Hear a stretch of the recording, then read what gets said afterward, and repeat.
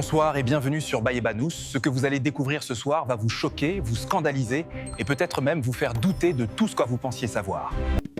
Monsieur le ministre Patrick Mouyaya Katembe, bonjour. Bonjour Thierry. Nous sommes à Washington au lendemain de cette tant attendue signature de l'accord de paix, on va dire désaccord. Parce qu'il n'y a pas eu que l'accord de paix, il y a également le volet économique que vous avez développé en briefing le 4 décembre 2025 avec André Wameso, l'un des négociateurs, et le vice-premier ministre, ministre de l'économie, ainsi que Madame la ministre d'État, Thérèse Kaikwamba Wagner. Alors, on va un peu refaire la journée avant d'entrer dans les détails.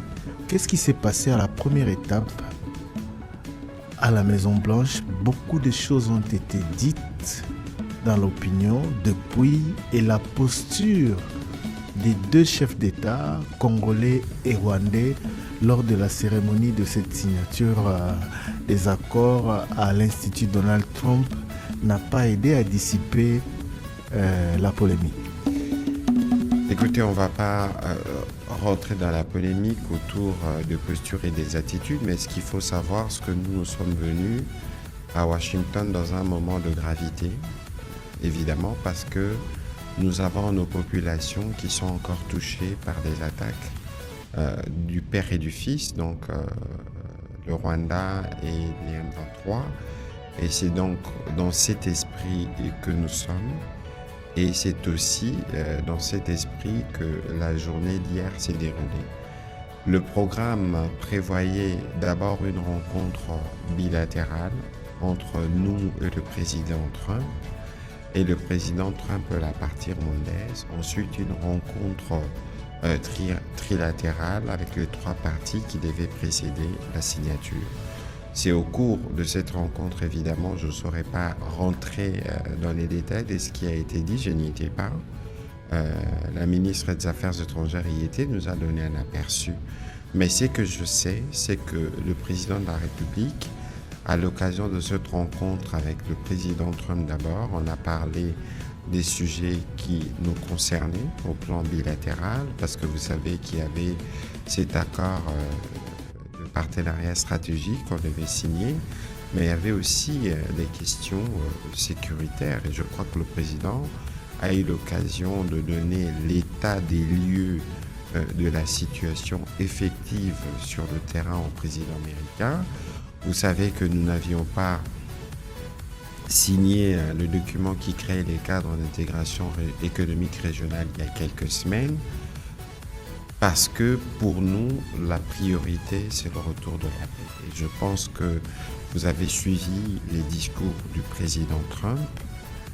Il a compris notre message. Et la partie la plus intéressante n'était peut-être pas la partie des discours ou la partie de la signature, mais c'est cette partie où, répondant à la question de la journaliste angolaise, je crois, le président Trump a dit que dans les jours qui viennent, il a parlé de 72 heures, qu'on allait voir des choses sur le terrain. Ça, ce n'est pas dans l'accord, monsieur le ministre. C'est simplement, non, la question, l'accord a déjà été signé.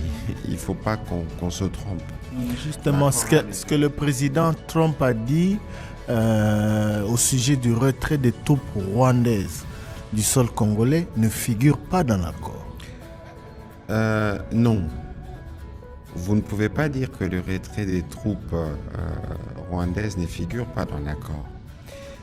L'accord du 27 juin prévoit, dans sa partie sécuritaire, qui est la neutralisation d'une part des FDLR et le retrait de ce qu'on appelle en langage diplomatique mesures de défense.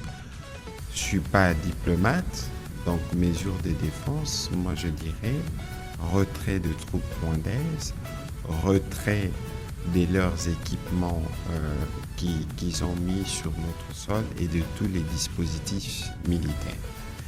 Dans la paix telle que nous la définissons, en tout cas les préalables, ce n'est pas seulement le retrait, mais c'est la cessation de tout le groupe armé et en l'occurrence la cessation du soutien au M23. C'est aussi écrit dans l'accord, si vous regardez le chapitre 1. Et donc, ceci a été bien rappelé, parce que si nous devions nous focaliser strictement sur la situation sur le terrain, peut-être qu'on n'aurait pas fait le voyage à Washington.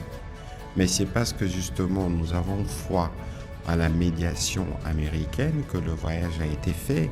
Et Vous pensez que c'est fini? Ah ouais, vous n'avez encore rien vu.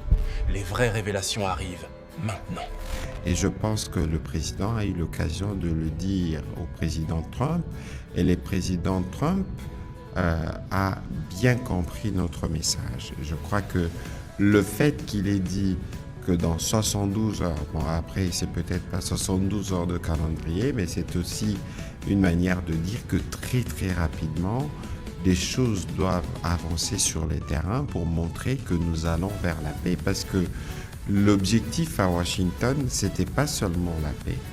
L'objectif à Washington, c'est aussi une paix qui s'assoit sur un développement économique, une paix qui s'assoit sur des intérêts mutuels partagés du fait de la proximité naturelle. Je crois que hier, spécialement, on a dérogé sur la casquette du gouverneur de M. André Ouamesso pour qu'il aille un peu plus en profondeur en ce qui concerne le cas d'intégration économique régionale. Donc, c'est dans une posture de gravité que le sujet a été abordé, et je pense que le body language du président a transmis aussi l'attitude dans laquelle nous sommes, et les messages ont été bien compris par la partie américaine. Donc, il faut attendre de voir ce que cela aura comme conséquence dans les jours